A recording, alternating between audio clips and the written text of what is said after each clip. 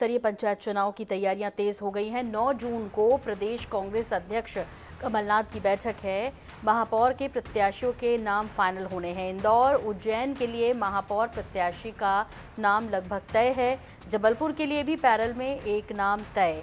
तो ये बड़ी खबर इस वक्त आ रही है। महापौर के प्रत्याशी को लेकर जाहिर तौर पर मंथन है और इस बीच चूंकि दावेदार भी खासतौर पर हैं कांग्रेस के पास, उम्मीद भी कर रहे हैं क्योंकि इसके बाद फिर 2023 के चुनाव में कूदना है, तो उससे पहले ये एक मौका है कांग्रेस के पास। और प्रत्याशी चयन की जो जिम्मेदारी है वो भी एक महत्वपूर्ण है।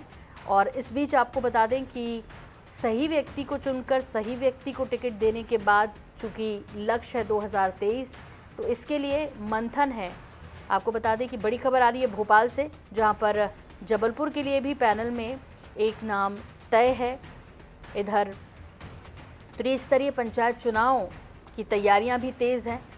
वहीं दूसरी तरफ कांग्रेस के लिए करो या मरो की स्थिति है। 9 जून को प्रदेश कांग्रेस अध्यक्ष कमलनाथ की बैठक भी है।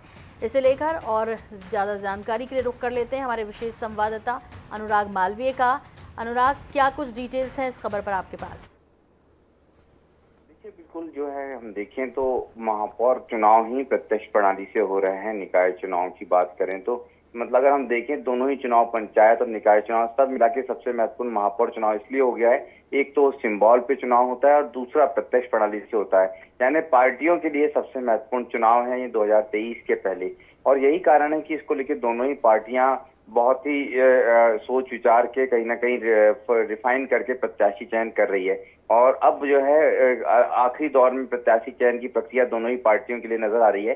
कांग्रेस की बात करते हैं तो कुछ शहरों में उन्होंने सिंगल नाम पर लगभग मोहर लगा दी है और इनमें बड़ी बात है कि इंदौर, उज्जैन और जबलपुर शामिल है। हालांकि अभी भी कई शहरों के लिए नामों के 2-2 और 3-3 नामों के पैनल हैं, जिनमें भोपाल की बात करते हैं, ग्वालियर की बात करते हैं, सागर की बात करते हैं, सिंगरौली, रीवा, सतना, कटनी, खंडवा, इन सभी नगर निगम क्षेत्रों में 2-2 नामों के पैनल है। और इन सब पर जो है आखिरी मोहर लगा के सिंगल नाम घोषित करने की जो कवायद है वो 9 जून को होने वाली है। और इसी को लेकर पीसीसी चीफ कमलनाथ ने एक बेहद महत्वपूर्ण बैठक बुलाई है। जी सुनो। अनुराग, आप हमारे साथ बने रहिए। दरअसल एक और खबर है जिस पर हम डिटेल से आपसे जानकारी लेना चाहेंगे, लेकिन इस बीच पहले दर्शकों से साझा करें वो खबर भोपाल से है, जहां बीजेपी ने जिला इकाइयों ने भेजे हैं पैनल।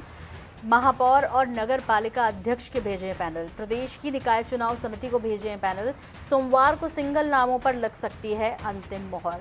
तो सोमवार को जो सिंगल नाम है उन पर मोहर लग सकती है। इसके साथ ही साथ प्रक्रिया के तहत पूरे पैनल भेजे गए हैं। सोमवार को अंतिम मोहर सिंगल नामों पर लग सकती है। इस विषय पर भी जानकारी के लिए अनुराग मालवीय हमारे साथ लगातार जुड़े हुए हैं। अनुराग, बीजेपी ने भी अपनी कमर कसी हुई है इन चुनाव की तैयारियों को लेकर। महापौर नगर पालिका अध्यक्ष के भेजे हैं पैनल, इस बारे में क्या कुछ जानकारी है आपके पास? बिल्कुल, अगर बात करें तो लगातार कवायद चलती है, लेकिन बीजेपी का अपना फार्मूला है। बीजेपी हमेशा निकाय चुनाव में रायशुमारी करती है, लेकिन इस दफा वक्त नहीं था, इसलिए रायशुमारी के लिए भोपाल से या प्रदेश स्तर की जो अलग अलग टीमें हैं वो नहीं गई थी। सीधे जिला कमेटियों को ये बोला गया था कि वो अपने क्षेत्र से 2 और 3 नामों का पैनल बना के रखें। इन जिला कमेटियों में स्थानीय सांसद, स्थानीय विधायकों के साथ साथ जिला कोर कमेटी के अन्य सदस्यों के साथ साथ बाहरी नामों के तौर पे प्रभारी मंत्री और ऑब्जर्वर्स को रखा गया था। और इन्हीं की अगुवाई में सभी जिला स्तरीय कमेटियों ने कल तक के पिछले 2 दिनों में बैठकें की और उसके बाद जो है नामों के पैनल बना दिए हैं। बीजेपी ने अधिकांश जगहों पर 2 और 3 नामों के पैनल हैं जो भेजे हैं। सोमवार को उमाशंकर गुप्ता की अगुवाई में जो चुनाव समिति बनाई गई है उसकी अगुवाई में ये बैठक होगी और उसके बाद लगभग ये फाइनल कर दिया जाएगा अधिकांश नामों को। और मंगलवार या बुधवार तक के ये माना भी जा रहा है कि महापौर और नगर पालिका अध्यक्षों के अधिकांश नामों की भाजपा घोषणा कर सकती है बतौर उम्मीदवार। जी, बहुत बहुत शुक्रिया अनुराग इस तमाम जानकारी के लिए आपका।